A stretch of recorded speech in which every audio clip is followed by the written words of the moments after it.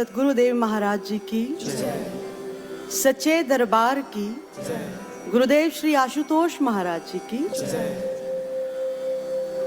मैं आज के सत्संग विचारों की शुरुआत शिवाजी मराठा के जीवन की एक घटना से करना चाहूंगी।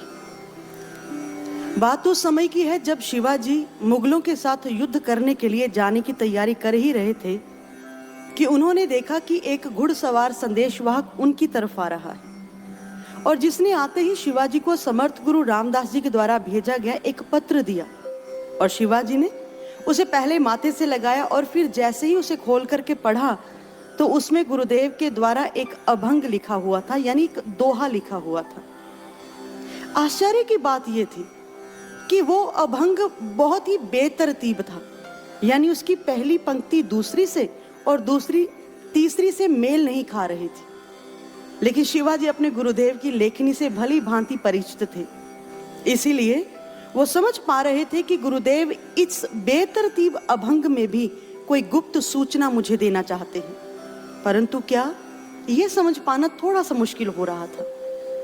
लेकिन फिर शिवाजी की दृष्टि सबसे नीचे वाली लाइन पर पड़ी जिसमें लिखा था कि एकांती विवेक करुणी इष्ट योजना करावी, यानी इष्ट की योजना को समझने के लिए एकांत में बैठ करके विवेक पूर्ण ध्यान करो। फिर क्या था, शिवाजी ने झट से तलवार और तरकश निकाला और जा करके शिविर में साधना स्थल पर बैठ गए। जैसे ही ध्यान एकाग्र हुआ तो उनको गुरुदेव के दिव्य दर्शनों के साथ साथ वो पत्र भी दिखाई देने लगा। लेकिन एक अजीब सी घटना घटी। उस पत्र में लिखे हुए जो शब्द थे, जो लाइनें थी, उनका जो पहले वाला शब्द था वो उभर करके बड़ा होने लगा और सभी अक्षरों ने मिलकर के एक लाइन का रूप ले लिया, लेकिन शिवाजी उसे पढ़ नहीं पाए। जैसे साधना से उठे तो उन्होंने उठ करके उन शब्दों को जैसे ही एक लाइन बना करके लिखा तो एक बहुत ही चौंका देने वाली लाइन उनके सामने थी कि बीजापुर का सरदार यानी अफजल खान निकल चुका है। और शिवाजी को समझते देर नहीं लगी कि गुरुदेव उनको मोर्चा बदलने का आदेश दे रहे हैं, इसीलिए उन्होंने ठीक वैसा ही किया। एक ऐसी ही घटना त्रेता युग में घटित हुई। जिस समय प्रभु श्री राम हनुमान जी को माता सीता की खोज के लिए भेजते हैं तो उस समय उन्होंने सिर्फ एक मुद्रिका हनुमान जी को दी, इसके बिना और कुछ नहीं बताया कि सीता को कौन, कहां और किस दिशा में ले गया है। और हनुमान जी जैसी खोज के लिए निकले तो अब इस दुविधा में थे कि वो किस दिशा में जाएं।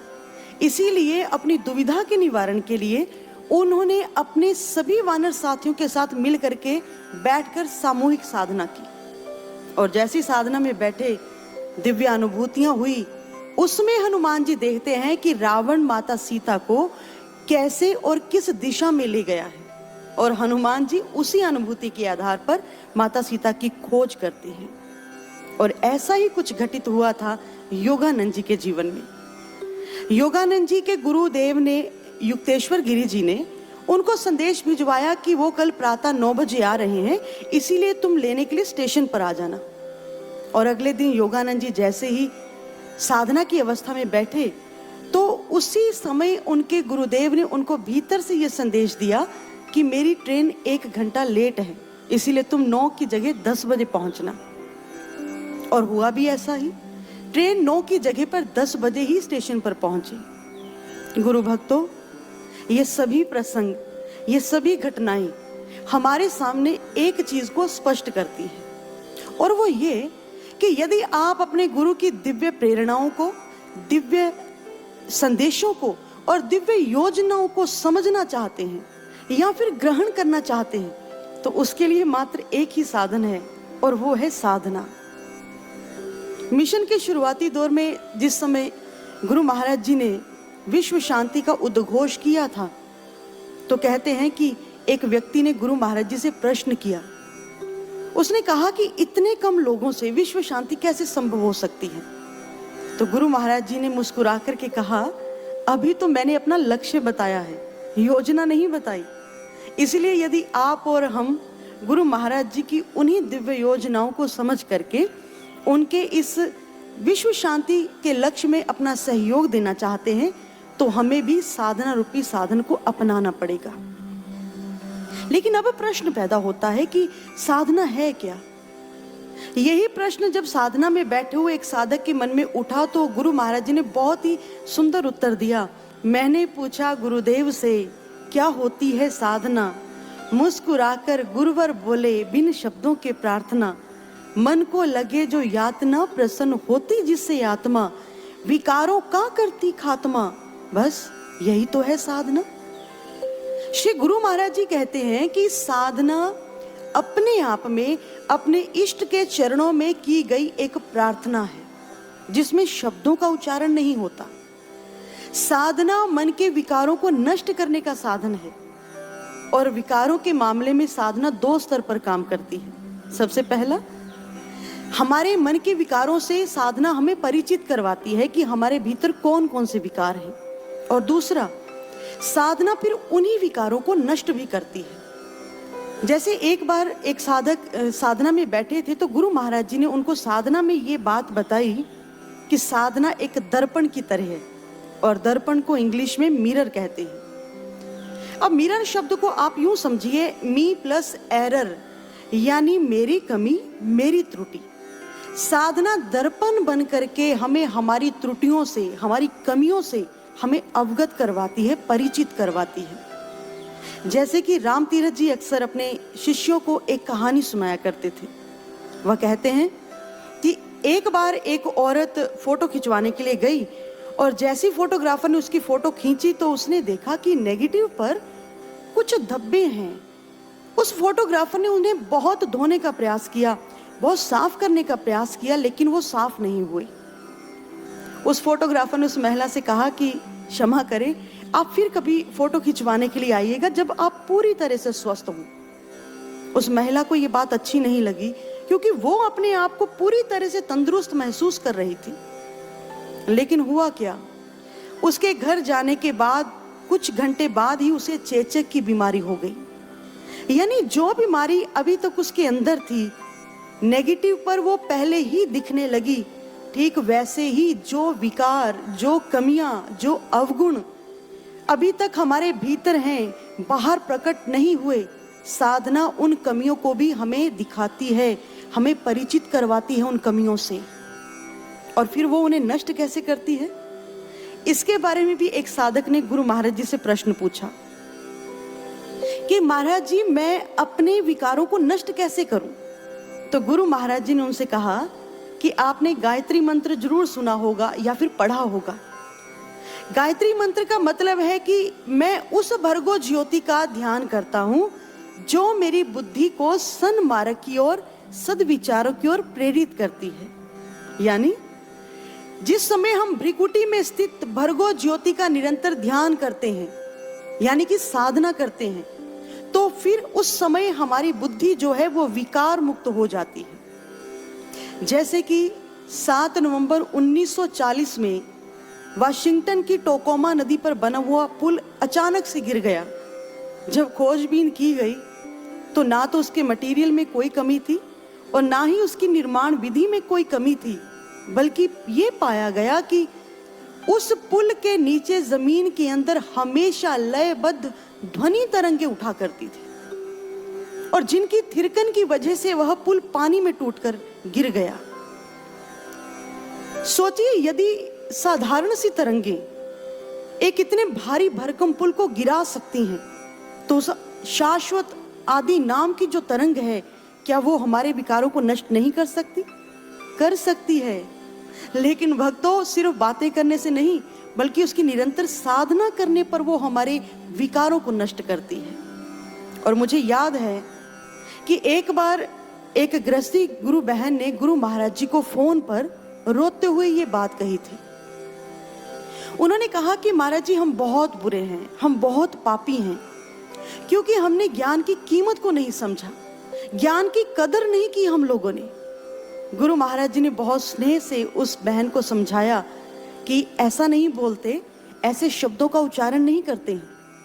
लेकिन गुरु महाराज जी के समझाने के बावजूद भी जब वो बार बार इन शब्दों को दोहरा रही थी तो गुरु महाराज जी गंभीर हो गए और कहने लगे कि जिस दिन तुम सबको इस बात का सच में एहसास हो गया कि तुमने ज्ञान की कीमत को नहीं समझा, तो तुम स्वयं कहोगे कि हमें 2 घूंट पानी ना मिले।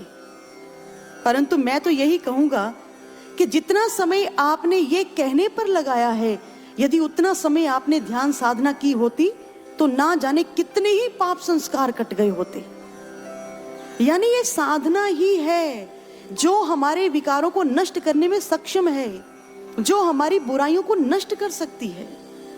और वैसे भी तो भक्तों की साधक और साधना का रिश्ता बहुत पुराना है, बहुत गहरा है। लेकिन वहीं पर साधना और जो हमारा मन है ना, इसकी शत्रुता भी उतनी ही पुरानी है। इसीलिए तो जो साधना आत्मा को इतनी प्रसन्नता देती है, मन को वही यातना लगती है, मन को वो साधना करनी बहुत मुश्किल लगती है। और यही कारण है कि मन इसको ना करने के 100 बहाने बनाता रहता है। और जाहिर सी बात है कि जब किसी भी काम करने की इच्छा व्यक्ति के मन में ना हो तो बहानों का ही जन्म होता है।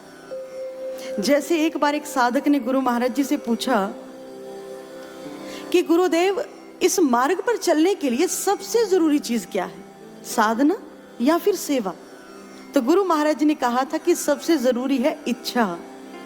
यदि तुम्हारे मन में इस मार्ग पर चलने की इच्छा है तो तुम वो प्रत्येक कार्य करोगे जो जरूरी है, वो चाहे साधना हो फिर या सेवा हो। इसलिए आइए गुरु भक्तों, यदि आप सभी भी इस मार्ग पर चलने की इच्छा रखते हैं तो आज हम विचार करेंगे कि हम सब साधकों के लिए साधना क्यों जरूरी है, साधना हमें किस किस स्तर का लाभ देती है। आज हम एक एक पक्ष पर बात करेंगे, विचार करेंगे।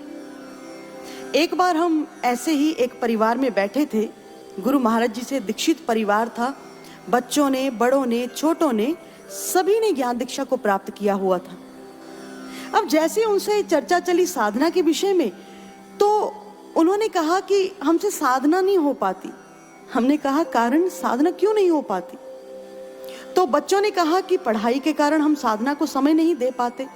बड़ों ने कहा कि काम काज, जिम्मेदारियां और घर परिवार की जिम्मेदारी इतनी बड़ी है कि हम साधना के लिए समय निकाल ही नहीं पाते।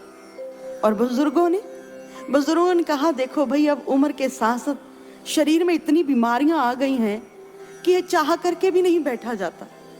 और उन सब का एक मिला जुला सा कारण था कि मन करता ही नहीं है साधना करने को, या फिर यदि कर भी जाए तो मन लगता ही नहीं, क्योंकि जो अनुभूतियां हमें ज्ञान के समय में हुई थी वो आजकल होती नहीं और साधना का आनंद ही नहीं आता। इसीलिए हम साधना नहीं कर पाते।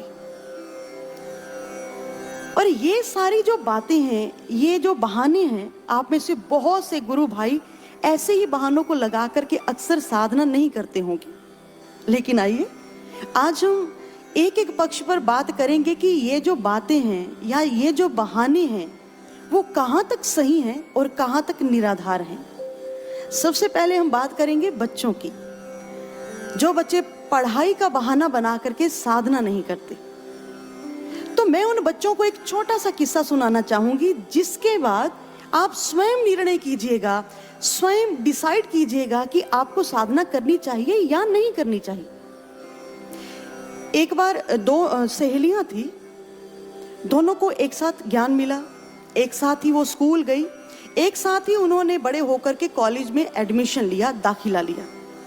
अब कॉलेज के नए माहौल में जाकर के उन दोनों में से एक जो लड़की थी उसकी साधना कम हो गई, सत्संग में आना जाना कम हो गया, लेकिन दूसरी वाली जो लड़की थी वो नियमित रूप से ये सब कुछ करती रही। एग्जाम डेज में आकर के पहले वाली लड़की ने साधना बिल्कुल छोड़ दी, ये कह करके कि यदि मैं पढ़ाई को अधिक समय दूंगी तो मेरे अच्छे मार्क्स आएंगे तो मैं और आगे बढ़ पाऊंगी। लेकिन दूसरी लड़की ने एग्जाम डेज में भी पूरी तरह से साधना भी की, सत्संग में आना जाना वैसे ही उसका लगा रहा। अब जैसे रिजल्ट आया तो पहली वाली लड़की ने जाकर के जैसे ही अपना रिजल्ट देखा तो बहुत खुश हुई, क्योंकि उसके 83% नंबर आए थे। उसे लगा कि मेरी मेहनत सफल हो गई। लेकिन अब उसके मन में जिज्ञासा हुई कि मैं अपनी सहेली के भी नंबर देखती हूँ, क्योंकि वो मेरे से ज्यादा तो पढ़ ही नहीं पाई, वो तो साधना करती रहती थी, सत्संग जाती रहती थी। जैसे ही मार्कशीट पर उसने अपनी सहेली के नंबर देखे तो आश्चर्य के साथ साथ उसे दुख भी हुआ क्योंकि उसकी सहेली के 92% नंबर आए थे। बहुत हैरान थी वो, ऐसा कैसे हो सकता है, मुझसे कम पढ़ के मुझसे ज्यादा नंबर वो कैसे ले जा सकती है। और यही बात जब उसने अपनी सहेली से पूछी तो उसकी सहेली ने उसे कहा कि मैं तुम्हें इस बात को एक कहानी के माध्यम से बताऊंगी जो मैंने सत्संग में ही सुनी है। तो उसने बताया कि एक बार दो लकड़हारे थे, दोनों लकड़ियां काटने के लिए जंगल में गए और जैसे कुछ दूरी पर वो दोनों लकड़ियां काट रहे थे तो पहले वाले लकड़हारे ने देखा कि दूसरे वाला लकड़हारा बीच बीच में थोड़ा आराम कर रहा है कि उसकी कुल्हाड़ी की आवाज क्योंकि बीच बीच में बंद हो जाती थी, तो जाहिर था कि वो आराम कर रहा है। पहले वाला लकड़हारा सोचता है कि मैंने तो लगातार लकड़ियां काटी हैं, मेरी लकड़ी उससे जरूर ज्यादा होगी, क्योंकि उसने तो बीच में आराम भी किया, मैंने तो आराम भी नहीं किया। लेकिन जैसे शाम को दोनों मिले तो पहले वाला लकड़हारा बड़ा हैरान हुआ, क्योंकि उसने देखा कि दूसरे वाले लकड़हारे की जो लकड़ियां थी वो उससे ज्यादा थी। अब उसने भी वही प्रश्न पूछा। उसने कहा कि तुमने तो बीच में ब्रेक लिया, तुमने बीच में आराम भी किया, फिर भी तुम्हारी लकड़ियां मुझसे ज्यादा कैसे हो गई?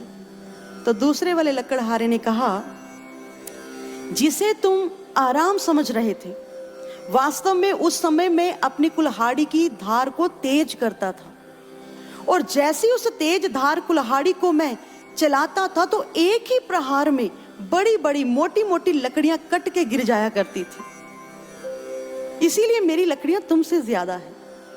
और ये कहानी सुना करके उस लड़की ने अपनी सहेली से कहा, जिस साधना को तुम अपनी पढ़ाई में बाधा समझती रही, जिस साधना को तुमने पढ़ाई के समय में छोड़ दिया था, वास्तव में वो साधना तो हमारी बुद्धि को धार लगाने का काम करती है।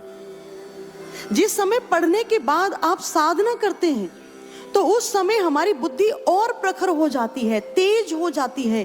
फिर हम जो भी पढ़ते हैं, जो भी लिखते हैं, जो भी सुनते हैं, वो सारे का सारा हमारे ब्रेन में, हमारे दिमाग में फीड होना शुरू हो जाता है। क्योंकि 2011 में एक शोध किया गया जिसमें 16 लोगों को 8 हफ्तों के लिए आधा घंटा ध्यान करने के लिए कहा गया, और उसके बाद जैसे ही उनके ब्रेन की MRI की गई तो बहुत ही कमाल के रिजल्ट सामने आए। उनमें पाया गया कि ब्रेन का वो हिस्सा जो याद शक्ति बढ़ाने और एकाग्रता बढ़ाने के लिए जिम्मेदार होता है, उसमें ग्रे मैटर की मात्रा में वृद्धि पाई गई। और वहीं पर एमेग्डिला, ब्रेन का वो हिस्सा जो भय, बेचैनी और तनाव जैसे कारणों के लिए केंद्र बिंदु माना जाता है, उसमें ग्रे मैटर की मात्रा में गिरावट पाई गई। यानी सिद्ध हुआ कि ध्यान करने पर आपके अंदर भय, चिंता, तनाव ये सब कम होता है और आपकी याद करने की क्षमता और आपकी एकाग्रता दोनों ही बढ़ जाते हैं। इसीलिए मैं आप सब बच्चों से यह प्रश्न करना चाहूंगी कि क्या आप ऐसी साधना नहीं करना चाहेंगे जो आपकी बुद्धि को प्रखर करती है, जो आपकी बुद्धि को तेज करती है? मैं तो कहूंगी कि आप ऐसी साधना करें, डट करके करें, ताकि आप श्रेष्ठ गुरु भक्त के साथ साथ एक मेधावी छात्र भी बन सके। अब यदि बात हम करें उन लोगों की, उन कामकाजी गृहस्थी लोगों की जो अपने काम की वजह से, अपनी जिम्मेदारियों की वजह से साधना नहीं कर पाते, तो हम उनसे कहना चाहेंगे कि आपके लिए साधना तो बेहद जरूरी है। जानते हैं क्यों? क्योंकि आप घर, परिवार, संसार और व्यापार, इन सभी जगह पर आप एक डिसीजन मेकर की भूमिका निभाते हैं, यानी आप निर्णय लेते हैं।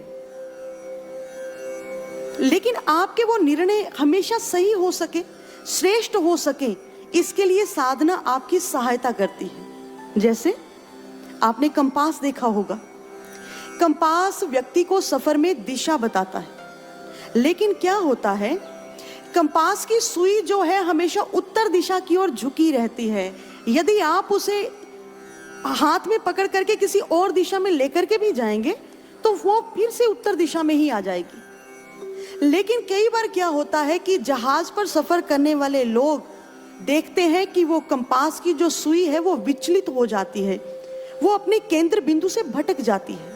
कारण जब उस जहाज के पास आसपास कहीं भी बहुत ज्यादा लोहा होता है तो उसके प्रभाव में आकर के कंपास की सुई हिलने लगती है, दिशा का पता नहीं चलता कि किस दिशा में जाना है। इसीलिए जहाज पर सफर करने वाले लोग अक्सर अपने साथ कंपास के साथ साथ एक और यंत्र भी रखते हैं जिसको धुरनिका बोला जाता है, जो किसी भी लोहे के प्रभाव में विचलित नहीं होता। हर परिस्थिति में वो हमेशा सही दिशा ही बताता है। ठीक ऐसे ही आप भले बहुत पढ़े लिखे हैं, आप बहुत अनुभवी हैं अपने घर परिवार व्यापार में, फिर भी जीवन में बहुत बार ऐसी परिस्थितियां आती हैं जब आप विचलित हो जाते हैं कि आप क्या करें और क्या ना करें। तो ऐसे में साधना आपके लिए दिशा सूचक यंत्र बन करके भूमिका निभाती है। वो आपको सही दिशा प्रदान करती है कि आपको क्या करना चाहिए इस समय में। क्योंकि आपने शुरुआत में सुना कि जब हनुमान जी, शिवाजी या फिर योगानंद जी, जब उनको दुविधा हुई तो वो साधना में बैठ करके अपनी दुविधा का निवारण करते हैं। और वैसे भी आप कई बार बोलचाल की भाषा में ऐसी चीजें बोल देते हैं जो कई बार हम समझते नहीं हैं। जैसे जब कोई व्यक्ति काम खराब करता है तो आप उसे डांटते हुए क्या कहते हैं? तुम्हारा ध्यान कहाँ था, काम खराब कर दिया तुमने सारा। और जब आप किसी को सावधान करते हैं या अलर्ट करते हैं तो आप क्या कहते हैं? ध्यान से सब ठीक हो जाएगा। सोचिए कि ध्यान ना करने पर काम खराब हुआ और ध्यान करने पर काम सही होता है। इसीलिए आपके लिए साधना बहुत जरूरी है। योगानंद परमहंस जी के पास एक बार उनके गृहस्थी शिष्य आए।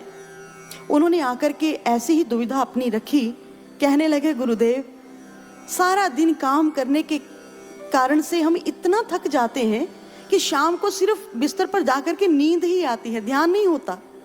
और सुबह उठ करके फिर भाग दौड़ करते करते दफ्तर पहुंचते हैं और फिर से शाम तक वही हालत हो जाती है, फिर साधना नहीं होती।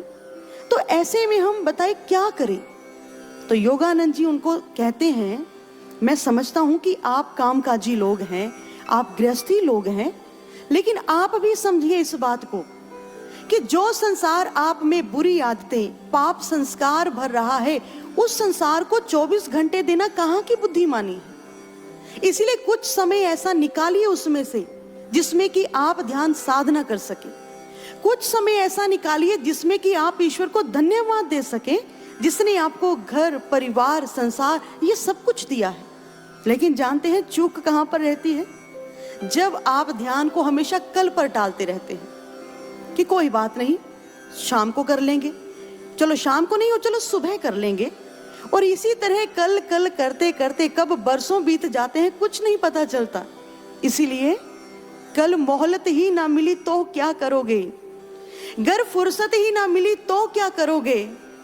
रोज कहते हो कि ध्यान कल करूंगा, कल आंख ही ना खुली तो क्या करोगे। लेकिन बहुत सारे लोग एक तर्क देते हैं, वो कहते हैं कि घर गृहस्थी वाले हैं, काम तो करना ही पड़ेगा ना, खाली बैठ करके तो रोटियां नहीं मिलने वाली, इसलिए यदि काम करना पड़ेगा तो समय भी लगाना पड़ेगा। इसीलिए क्योंकि जैसे कोई भी कश्ती रेत पर नहीं चलती, पानी में चलती है, इसलिए हमें भी घर चलाने के लिए काम करना पड़ेगा। लेकिन गुरु भक्तों, मैं आपसे एक बात जरूर कहूंगी कि आप कहते हैं कि कोई भी कश्ती रेत पर नहीं चलती, पानी में चलती है, तो याद रखिए कश्तियां डूबती भी पानी में ही हैं, रेत पर कभी कश्तियां नहीं डूबती। आप जानते हैं घोड़े को जौ बहुत पसंद होते हैं और जैसे उस पसंद के कारण वो उन्हें खाता है, फिर उसे प्यास लगती है। अब प्यास लगती है तो पानी पीने के बाद उसके पेट में जो जौ होते हैं ना, वो फूल जाते हैं। अब स्थिति क्या बनती है कि उसका पेट फटने की स्थिति में आ जाता है। अब यदि उसे सही उपचार ना मिले, उसे सही सहायता ना मिले, तो यही स्थिति उसकी मृत्यु का कारण भी बन जाती है। हमारी हालत ऐसी है, हमें संसारिकता बहुत अच्छी लगती है, हम उसे समेटते जाते हैं और फिर उसके बाद हमारे भीतर विषय विकारों की प्यास पैदा होती है और उस प्यास को शांत करते करते हमारी साधकता कब मरने लगती है हमें पता भी नहीं चलता। इसलिए सावधान हो जाइए साधकों, अपने मन को साधना के रंग में रंगिए ताकि ये मन संसार में आकर्षित हो करके आपकी स्थिति को खराब ना करे। ये मन आपकी साधकता को ना मरने दे, इस पर हमेशा अपनी साधना का रंग चढ़ाते रहिए। और मैं तो यही कहूंगी कि आप अपनी कामों की सूची में साधना को ऐड मत करें। आप हैरान होंगे, आप अपनी कामों की सूची में साधना को ऐड मत करें, बल्कि साधना के साथ अपने सारे काम एडजस्ट कर लें। क्योंकि महापुरुष कहते हैं, शतम विहाय भोक्तव्यम सहस्त्रम सनानम आचरेत, लक्ष्यम विहाय दातव्यम कोटि त्यक्त्वा हरिम भजेत। 100 काम छोड़ करके आप भोजन करो, 1000 काम छोड़ करके भी नहाओ, स्नान करो, 1,00,000 काम छोड़ करके भी आप दान पुण्य करो, लेकिन करोड़ काम छोड़ करके भी आप साधना करो, ध्यान करो, सुमिरन करो। नियम बनाइए जीवन में एक। जैसे आप नियम से नहाते हैं, नियम से सोते हैं, नियम से ही खाते हैं। क्योंकि यदि आप ऐसा नहीं भी करते, आप ऐसा नहीं करते तो क्या होता है कि आपका शरीर दुर्बल पड़ जाता है, आप तनावग्रस्त हो जाते हैं यदि आप नियमित रूप से नहीं सोते। और यदि रोज नहीं नहाएंगे तो आपके शरीर से दुर्गंध उठने लगती है। ठीक ऐसे ही प्रभु भक्तों, यदि आप नियमित साधना नहीं करेंगे तो हमारे मन में विकारों की सड़ांध पैदा हो जाएगी। यदि आप नियमित साधना नहीं करेंगे तो आपकी आत्मा दुर्बल हो जाएगी। यदि आप नियमित साधना नहीं करेंगे तो जीवन परेशानियों में उलझा सा रहेगा। इसलिए नियम के बिना कोई काम सिद्ध नहीं होता। सचिन तेंदुलकर कहते हैं कि जब उनको नेशनल क्रिकेट खेलते हुए 20 साल पूरे हो गए तो उनका एक इंटरव्यू लिया गया। एंकर ने उनसे पूछा कि आपकी सफलता का रहस्य क्या है, आप हमें बताइए। तो सचिन तेंदुलकर कहते हैं, नेशनल क्रिकेट के 20 साल और डोमेस्टिक क्रिकेट के 4 साल, यानी इन 24 सालों में कोई एक दिन ऐसा नहीं था जब मैं सुबह उठ करके 6 बजे ग्राउंड पर पहुंच करके पहली बॉल को फेस नहीं करता था। एंकर ने कहा कि यदि मान लीजिए कि पिछले दिन में आपने कोई सेंचुरी बनाई हो तो फिर आप नेक्स्ट डे क्या करते हैं? सचिन तेंदुलकर ने कहा कि नेक्स्ट डे भी मैं 6 बजे ग्राउंड पर ही होता हूं। एंकर ने कहा, कमाल की बात है, क्या आप सुबह उठ करके ये नहीं देखना पसंद करेंगे कि मीडिया पर आपके बारे में क्या क्या आया है, क्या लिखा है, क्या कहा है? तो सचिन तेंदुलकर कहने लगे कि यदि मैं ये सब कुछ करने लगूं तो अभी तो मुझे बहुत आगे जाना है, वहां तक तो मैं कभी भी नहीं पहुंच पाऊंगा, और जहां मैं आज हूं शायद वहां भी खड़ा ना रह पाऊं। इसीलिए मेरा नियम है कि जब तक मैं 500 बॉल फेस ना कर लूं तब तक मैं मीडिया को चेक नहीं करता कि मेरे विषय में या किसी और के विषय में वहां पर क्या लिखा गया है। कितनी हैरानी की बात है। हम लोग सुबह सुबह उठते हैं, व्हाट्सएप, ट्विटर, फेसबुक, उस पर दूसरों के द्वारा मैसेजेस जो होते हैं, पोस्ट की गई चीजें होते हैं, उसे देखते रहते किसने क्या डाला है, क्या लिखा है।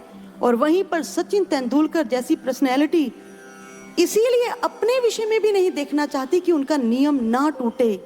इसीलिए साधना का नियम बनाइए, क्योंकि जिस समय आप नियम से साधना करते हैं तो उस समय आप एक श्रेष्ठ गुरु भक्त तो बनते ही बनते हैं, साथ ही साथ आप एक अच्छे निर्णायक यानी कि निर्णय कर्ता, डिसीजन मेकर भी बन सकते हैं।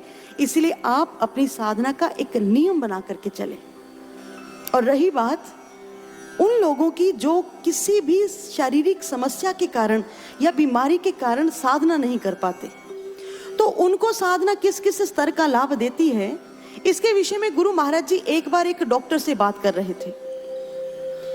गुरु महाराज जी ने उन डॉक्टर को बताया कि हमारा जो शरीर है वो सेल्स से बना है। सेल्स जो है वो मॉलिक्यूल से बने हैं, मॉलिक्यूल्स एटम से, और एटम में आगे इलेक्ट्रॉन, प्रोटॉन, न्यूट्रॉन नाम के पार्टिकल्स होते हैं।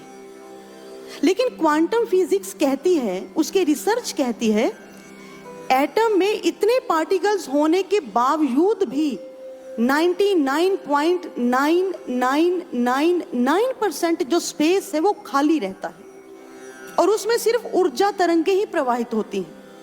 अब इस हिसाब से देखा जाए तो हमारा शरीर ऊर्जा तरंगों से बना है, और इन ऊर्जा तरंगों में बदलाव लाने से हम शरीर में सेलुलर और केमिकल दोनों तरह के बदलाव ला सकते हैं। यदि इन तरंगों को पूरी तरह से पॉजिटिव कर दिया जाए तो फिर हमारे शरीर में किसी भी लेवल की कोई बीमारी नहीं रहेगी।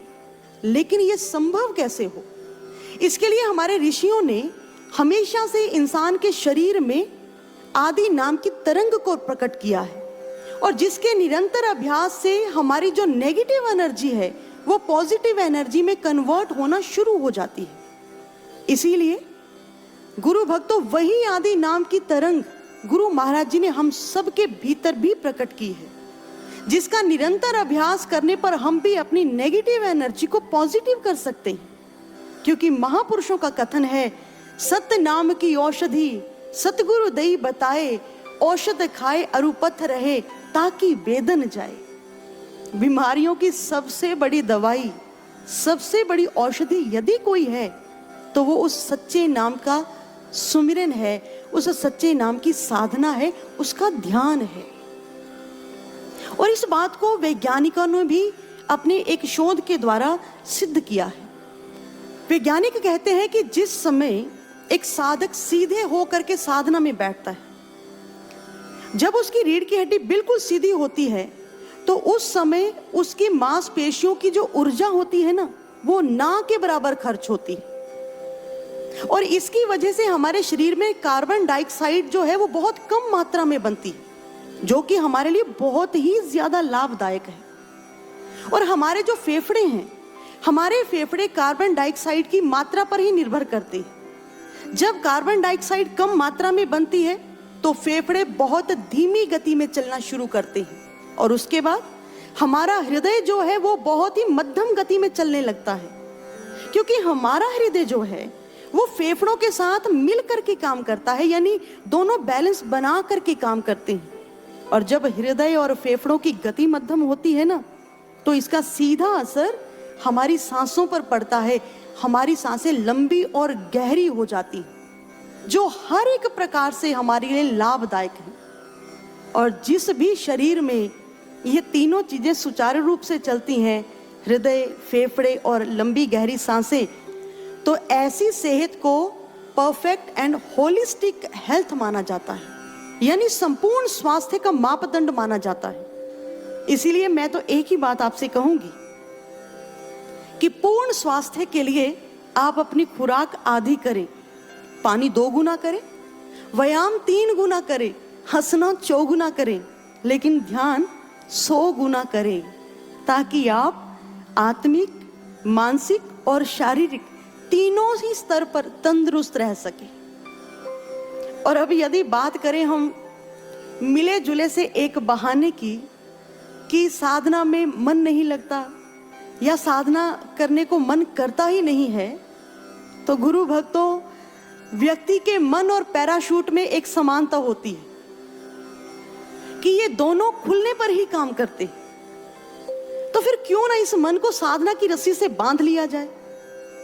ये मन तो सरसों के बिखरे हुए दानों जैसा है, और इसको समेटने के लिए साधना जो है वो वैक्यूम क्लीनर का काम करती है। लेकिन बहुत से साधक कहते हैं कि जैसे टूटे हुए मटके में पानी नहीं भरा जाता, ठीक वैसे ही भटके हुए मन से साधना नहीं की जा सकती। लेकिन हम तो यही कहेंगे कि टूटे हुए मटके को यदि पानी में डुबो करके रखा जाए तो वो मटका कभी खाली नहीं होता, और यदि इस भटके हुए मन को साधना में लगा करके रखा जाए तो ये मन कभी भटक भी नहीं सकता। इसके विषय में गुरु महाराज जी एक बहुत ही छोटी सी लेकिन एक बहुत ही उम्दा कहानी सुनाते हैं। मैं आप सबको जरूर सुनाना चाहूंगी कि एक बार एक सेठ था जिसका बहुत ही बड़ा कारोबार था, और वो अक्सर उसे संभालने में हमेशा उलझा रहता था। अचानक से एक दिन उसे दैवी कृपा से एक तिलिस्मी चिराग मिल गया। उसने जैसे ही उसको रगड़ा, उसमें से जिन्न पैदा हुआ। उसने आकर के कहा, हुक्म करो मेरे आका, मैं आपके लिए क्या कर सकता हूँ। उस सेठ ने कहा कि जाओ बाजार से जाकर के कच्चा माल लाकर मेरी फैक्ट्रियों में डाल दो। जिन्न दौड़ा हुआ गया, माल लाया, फैक्ट्रियों में डाला, फिर से आकर के खड़ा हो गया। सेठ बहुत खुश, ये तो कमाल हो गया, मेरा तो सारे काम बड़ी आसानी से हो जाएंगे। सेठ ने कहा कि जाओ अब उत्पादन करो, फैक्ट्रियां चलाओ, मशीनें चलाओ, और वो जिन लग गया काम करने में। कुछ दिन के बाद ही उसने सारे का सारा काम खत्म कर दिया और आकर के फिर से जैसे सामने खड़ा हुआ तो सेठ को उस दिन उस जिन के बारे में एक और बात पता चली। वो ये कि ये कभी खाली नहीं रह सकता। जब भी ये निष्क्रिय होगा तो अपने मालिक को ही तंग करेगा, उसकी इंद्रियों को अपने वश में करके उससे उलट पुलट काम करवाना शुरू कर देगा। अब बेचारा सेठ तो बहुत परेशान। उन्हीं दिनों में उस सेठ की मुलाकात एक संत से हो गई। उस संत ने उस सेठ से कहा, यदि इस जिन से बचना चाहते हो तो तुम्हें एक उपाय बताता हूं। अपने घर के आंगन में एक बांस गाड़ देना, इस जिन को कहना कि कभी ऊपर जाओ, नीचे आओ, ऊपर जाओ, और तब तक ऐसे करना है जब तक मैं तुझे रुकने का आदेश ना दे दूं। सेठ ने वैसा ही किया और उस जिन से बच पाया। श्री गुरु महाराज जी कहते हैं कि ये जो तिलिस्मी जिन है ना, ये हमारा मन है, स्वभाव से ही जिद्दी है, बलवान है। जहां संलग्न हो जाता है तो जादू भी घेर देता है। लेकिन इसको वश में करने के लिए, इससे बचने का एक ही उपाय है कि इसे सुषुम्ना के डंडे पर चढ़ाते रहो, उतारते रहो, चढ़ाते रहो, उतारते रहो, यानी कि इसे साधना में लगा करके रखो। लेकिन आपकी स्थिति क्या है? आप हेलीकॉप्टर पर बैठ करके ऊंचा उड़ना भी चाहते हैं, लेकिन हेलीकॉप्टर का पंखा भी नहीं चलाना चाहते जो कि उसे उड़ा करके ले जाएगा। यानी आप मन को भी शांत करना चाहते हैं और साधना भी नहीं करना चाहते जिससे ये मन शांत होता है।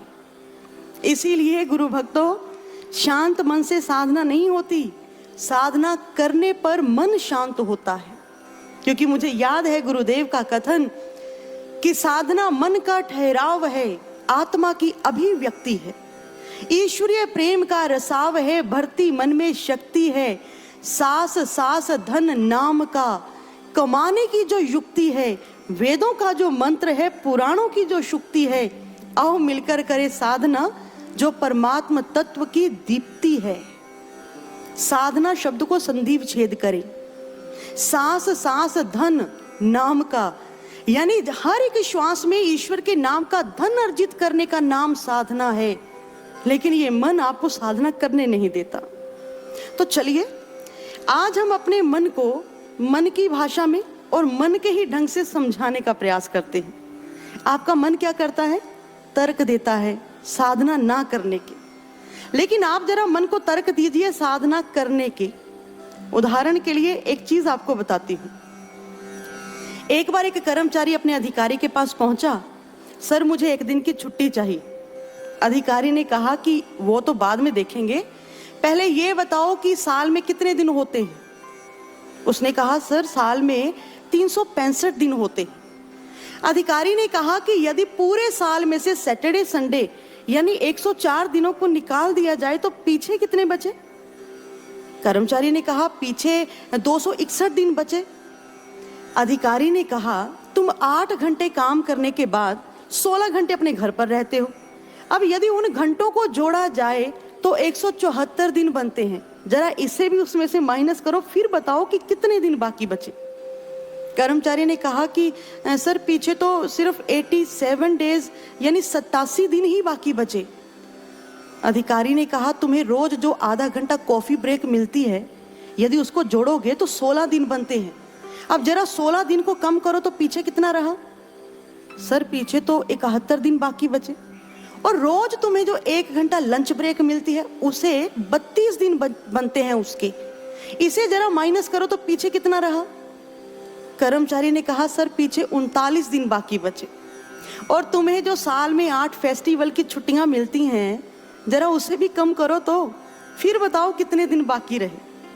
कर्मचारी ने कहा सर पीछे तो फिर 31 दिन ही बाकी बचते हैं। अधिकारी ने कहा तुम्हें कंपनी साल में 30 छुट्टियां देती है, अब जरा 30 भी इसमें से माइनस करो तो पीछे कितना रहा?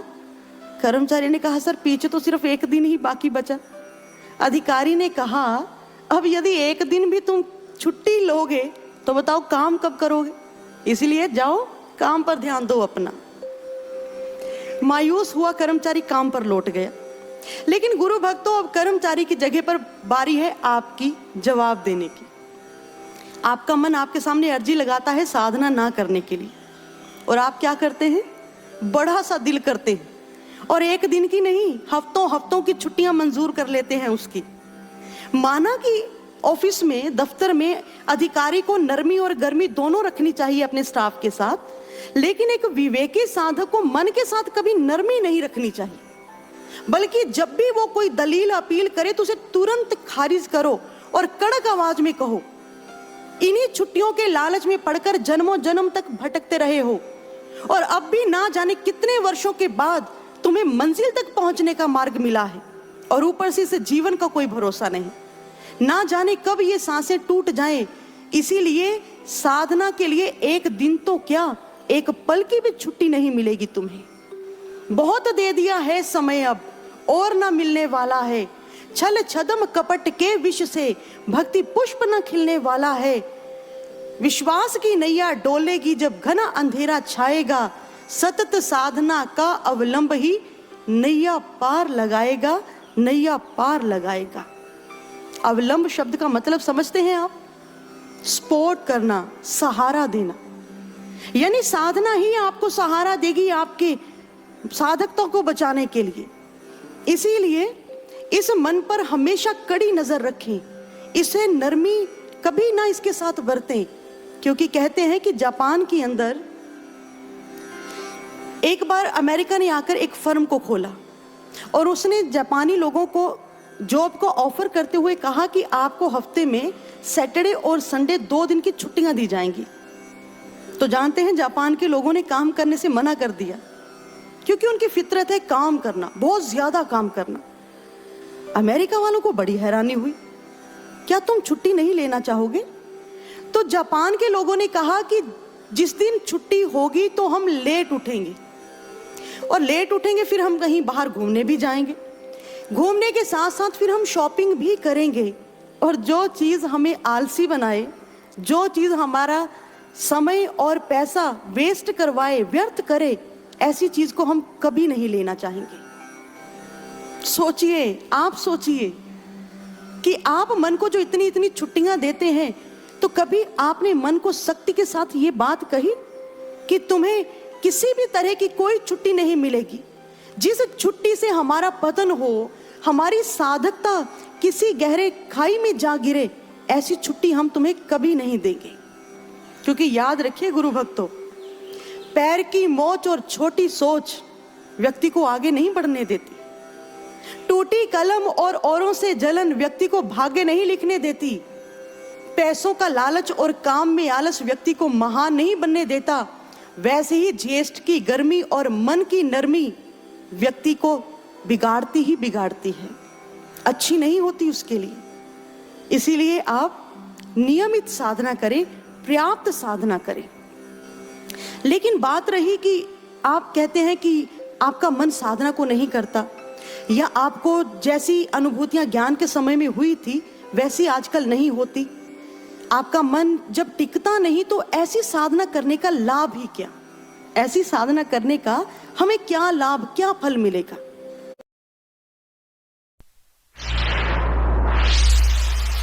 योकोहामा।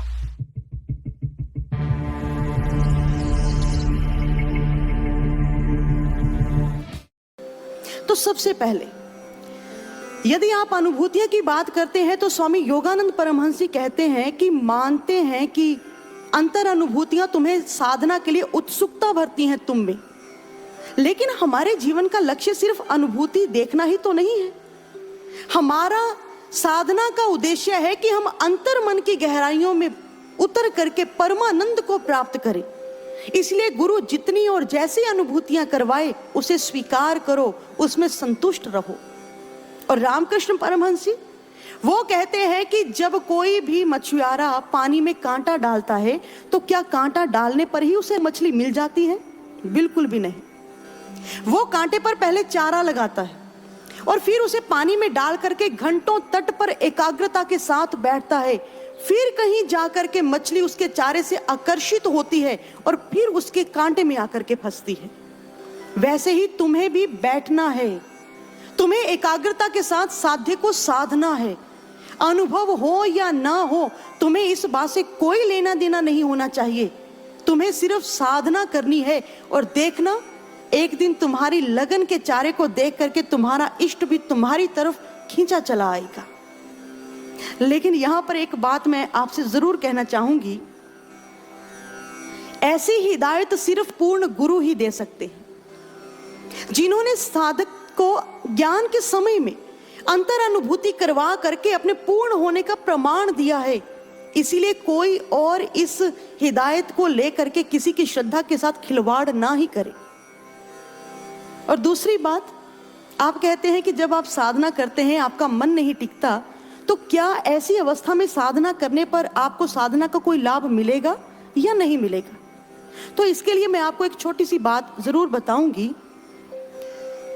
कहते हैं कि 1752 का जो कैलेंडर है ना, यदि आप देखेंगे 1752 का कैलेंडर, सितंबर महीने की आप यदि डेट्स देखेंगे तो 2 के बाद सीधी 14 तारीख आती है, यानी 3 से 13 जो 11 दिन है ना, वो उसमें से मिसिंग है।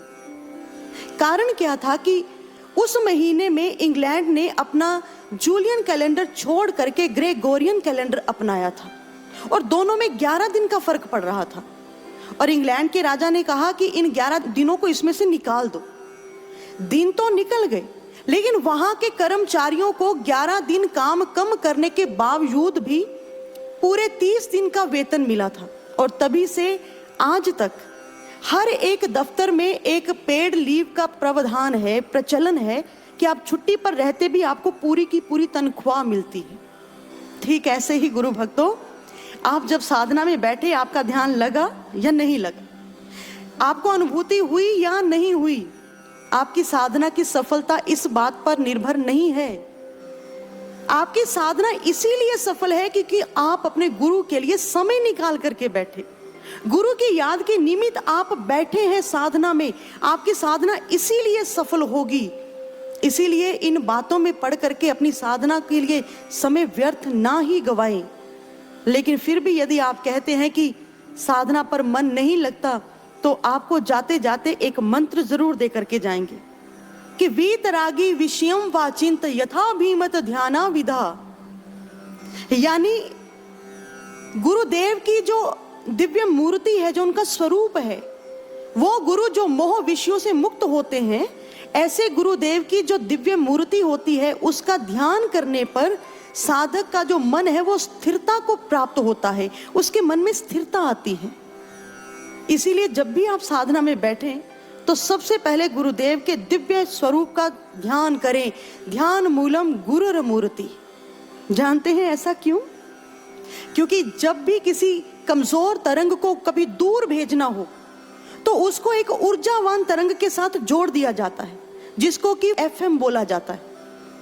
ठीक ऐसे ही जब हम अपनी कमजोर साधकता को सामर्थ्यवान सतगुरु के चरणों के साथ जोड़ देते हैं तो हम बिना ही प्रयास अनंत मंडलों की सैर करके आते हैं। इसलिए साधना में बैठते ही सबसे पहले आप गुरुदेव का दिव्य स्वरूप का ध्यान करें। लेकिन फिर भी यदि आपका ध्यान फिर भी ना टिके तो एक और काम कीजिए। भगवान शिव माता पार्वती को कहते हैं, अग्नि शुद्धम समन्तात ज्वाला परिचिका धिया मंत्रम राजमीमम मन्य अहिर्निश पातु मृत्युतः।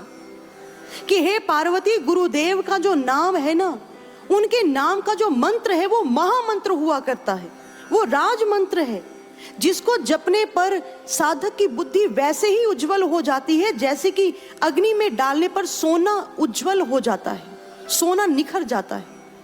इसीलिए जब भी आप साधना में बैठें तो आप थोड़े समय के लिए गुरुदेव के दिव्य नाम का मंत्र उच्चारण करें। ओम श्री आशुतोषाय नमः, ओम श्री आशुतोषाय नमः। और जानते हैं, साधना पर मन तो लगेगा ही लगेगा, ध्यान तो टिकेगा ही टिकेगा। सबसे अच्छी बात ये कि आप सभी चाहते हैं कि आप गुरु महाराज जी से बात करें, उनका दिव्य दर्शन करें। तो महाराज जी ने एक साधक को साधना में यही बताया कि क्या तुम मुझसे बात करना चाहते हो? साधक ने कहा बिल्कुल। गुरु महाराज जी ने कहा तो फिर एक मेरा नंबर ले लो। उन्होंने कहा कि महाराज जी मेरे पास मोबाइल तो है नहीं। महाराज जी कहते नहीं नहीं, तुम्हारे पास मोबाइल भी है और मैं तुम्हें जो नंबर देता हूं तुम उसको डायल करना। साधक ने कहा ठीक है महाराज जी, आप मुझे अपना नंबर लिखवा दीजिए। गुरु महाराज जी ने कहा कि मेरा नंबर है ओम श्री आशुतोषाय नमः, ओम श्री आशुतोषाय नमः। साधक कहने लगा ये कैसा नंबर हुआ महाराज जी, ये तो एक मंत्र है ना। महाराज जी ने कहा कि नहीं